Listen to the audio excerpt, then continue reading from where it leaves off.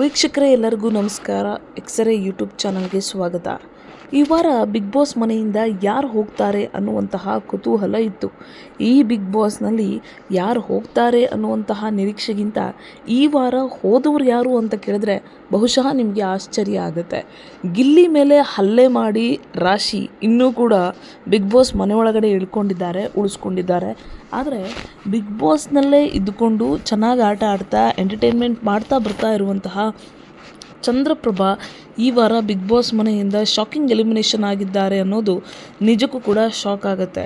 ಚಂದ್ರಪ್ರಭಾ ಎಲ್ಲೋ ಒಂದು ಕಡೆ ಆ ಪತ್ರವನ್ನು ತೆಗೆದುಕೊಳ್ಳುವಂತಹ ಟಾಸ್ಕಲ್ಲಿ ಎಡವಿದ್ರಾ ಅನ್ನುವಂತಹ ಪ್ರಶ್ನೆ ಮೂಡುತ್ತೆ. ಧ್ರುವಂತ್ ಮಾತಿಗೆ ಕರಗಿ ಚಂದ್ರಪ್ರಭಾ ಪತ್ರವನ್ನು ತೆಗೆದುಕೊಳ್ಳದೆ ಮಾಳುವಿಗೆ ಬಿಟ್ಟುಕೊಟ್ಟಿದ್ದು ಎಲ್ಲೋ ಒಂದು ಕಡೆ ಚಂದ್ರಪ್ರಭಾ ನೇರವಾಗಿ ನಾಮಿನೇಟ್ ಆಗೋದಕ್ಕೆ ಕಾರಣ ಆಯಿತು. ನೇರವಾಗಿ ನಾಮಿನೇಟ್ ಆಗಿ ವ್ಯಕ್ತಿತ್ವದ ಆಟದಲ್ಲಿ ಚಂದ್ರಪ್ರಭಾ ಸೋತರು ಅಂತ ಹೇಳಲಾಗ್ತಾ ಇದೆ. ಸೊ ಈಗ ಚಂದ್ರಪ್ರಭಾ ಅವರ ಆಟ ಒಂದು ರೇಂಜಲ್ಲಿ ಚೆನ್ನಾಗಿತ್ತು. ಅಂದರೆ ಆರಂಭದಿಂದ ಇಲ್ಲಿವರೆಗೂ ಕಂಪೇರ್ ಮಾಡಿದರೆ ವಾವ್ ಅನ್ನುವಂತಹ ಆಟ ಎಲ್ಲಿಯೂ ಕೂಡ ಇರಲಿಲ್ಲ.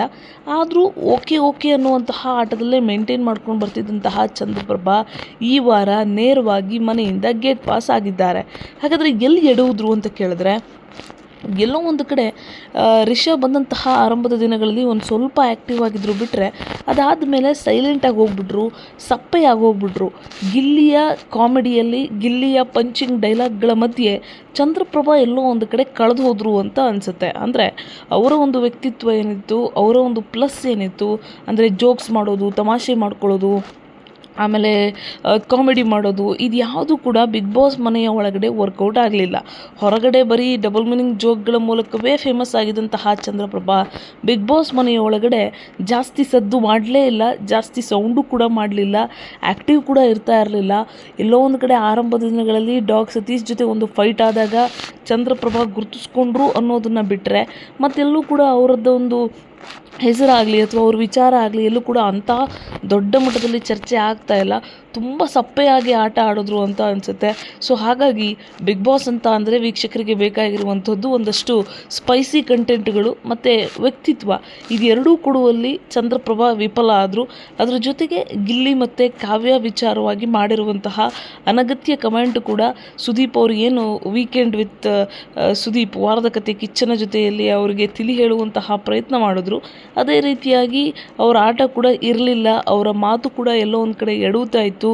ಏನನ್ನೋ ಹೇಳೋಕೆ ಹೋಗ್ತಾಯಿದ್ರು, ಆದರೆ ಇನ್ನೇನೋ ಹೇಳಿಬಿಡ್ತಾಯಿದ್ರು.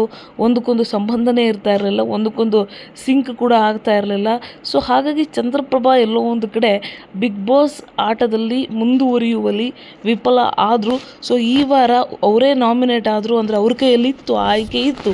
ಮಾಳು ಕೂಡ ಹೇಳಿದ್ರು, ನೀವು ತೊಗೊಳ್ಳೋದಾದರೆ ತೊಗೊಳ್ಳಿ ಲೆಟ್ರು ಅಂತ ಹೇಳಿದಾಗ ಸುಮ್ಮನೆ ಎತ್ಕೊಂಡು ಬಿಡಬೇಕಾಗಿತ್ತು. ಯಾಕಂದರೆ ಮಾಳುಗೆಲ್ಲೋ ಒಂದು ಕಡೆ ಸಿಂಪತಿ ಆದರೂ ವರ್ಕೌಟ್ ಆಗ್ತಾಯಿತ್ತು. ಏನು ಆಡಲಿಲ್ಲ ಅಂತ ಅಂದರೂ ಬಡವ್ರ ಮನೆ ಹುಡುಗ ಅಂತ ಒಂದು ಸಿಂಪತಿ ವರ್ಕೌಟ್ ಆಗ್ತಾಯಿತ್ತು. ಆದರೆ ಚಂದ್ರಪ್ರಭಂಗೆ ಅದು ಇರಲಿಲ್ಲ. ಸೊ ಹಾಗಿದ್ದಾಗ ತನ್ನ ಆಟ ಉತ್ತಮ ಗತಿಯಲ್ಲಿ ಸಾಗ್ತಾ ಇಲ್ಲ ಅನ್ನೋದು ಅರಿವಿದ್ದಾಗ ಆ ಪತ್ರವನ್ನು ಎತ್ಕೊಳ್ಬೇಕಾಗಿತ್ತು. ಏನಿಲ್ಲ ಅಂತ ಅಂದರೂ ಒಂದು ಇಮ್ಯುನಿಟಿ ಸಿಕ್ಕಿರೋದು. ಆದರೆ ನೇರವಾಗಿ ನಾಮಿನೇಟ್ ಆಗಿ ಚಂದ್ರಪ್ರಭಾ ದೊಡ್ಡ ತಪ್ಪು ಮಾಡಿದ್ರು. ಈಗ ನೇರವಾಗಿ ಮನೆಯಿಂದ ಚಂದ್ರಪ್ರಭಾಗೆ ಗೇಟ್ ಪಾಸ್ ಸಿಕ್ಕಿದೆ. ಈಗ ಜನ ಕೇಳೋ ಪ್ರಶ್ನೆ ಒಂದೇ, ಗಿಲ್ಲಿ ಮೇಲೆ ಹಲ್ಲೆ ಮಾಡಿ ಆ ರಿಷಿಯನ್ನು ಇನ್ನೂ ಕೂಡ ಮನೆಯೊಳಗಡೆ ಇಟ್ಕೊಂಡಿದ್ದಾರೆ. ಆಕೆಗೂ ಗೇಟ್ ಪಾಸ್ ಕೊಡಬೇಕು ಅನ್ನೋ ಆಗ್ರಹ ಕೇಳಿ ಬರ್ತಾ ಇದೆ. ಆದರೆ ಇನ್ನೂ ಕೂಡ ಅವಳಿಗೆ ಗೇಟ್ ಪಾಸ್ ಕೊಡುವಂತಹ ಕೆಲಸವನ್ನು ಬಿಗ್ ಬಾಸ್ ಮಾಡಿಲ್ಲ. ಹೀಟ್ ಆಫ್ ದ ಮೂಮೆಂಟಲ್ಲಿ ಹೊಡೆದ್ರು ಅಂತ ಅಲ್ಲೇ ಅದನ್ನು ತೇಪೆ ಹಾಕುವಂತಹ ಕೆಲಸ ಆಯಿತು. ಹಾಗಾದರೆ ಆ ಒಂದು ಹೀಟ್ ಆಫ್ ದ ಮೂಮೆಂಟಲ್ಲಿ ಯಾರಿಗೆ ಬೇಕಾದರೆ ಅದೇ ಜಾಗದಲ್ಲಿ ಇದ್ದಾಗ ಹೊಡ್ಕೊಂಡಿದ್ರೆ ಹಾಗಾದರೆ ಏನಾಗ್ತಾಯಿತ್ತು, ಅದು ನಡೀತಾ ಇತ್ತಾ ಅನ್ನುವಂತಹ ಪ್ರಶ್ನೆ ಕೂಡ ಇದೆ. ಅಂದರೆ ಹುಡುಗರು ಹೊಡ್ಕೊಂಡಿದ್ರೆ ಲಾಸ್ಟ್ ಸೀಸನಲ್ಲೇ ನೀವು ಗಮನಿಸಿರ್ಬೋದು, ಸೂರ್ಯ ಕ್ಯಾರೆಕ್ಟರ್ ಮಾಡಿರುವಂತಹ ರಂಜಿತ್ ಜಗದೀಶನ ತಳ್ಳಿದ್ರು ಅನ್ನುವಂತಹ ಕಾರಣಕ್ಕೆ ಅವ್ರನ್ನ ಬಿಗ್ ಬಾಸ್ ಮನೆಯಿಂದ ಗೇಟ್ ಪಾಸ್ ಕೊಟ್ಟರು. ಆದರೆ ಈ ರಿಷಿ ಲಿಟ್ರಲಿ ಆಕೆ ಹಲ್ಲೆ ಮಾಡಿರೋದು, ಹೊಡೆದಿರೋದು, ಕ್ಲಿಯರ್ ಆಗಿ ಮ್ಯಾನ್ ಹ್ಯಾಂಡ್ಲಿಂಗ್ ಮಾಡಿರುವಂಥದ್ದು ಕ್ಯಾಮ್ರಾ ಕಣ್ಣಲ್ಲಿ ಸೆರೆಯಾಗಿದೆ.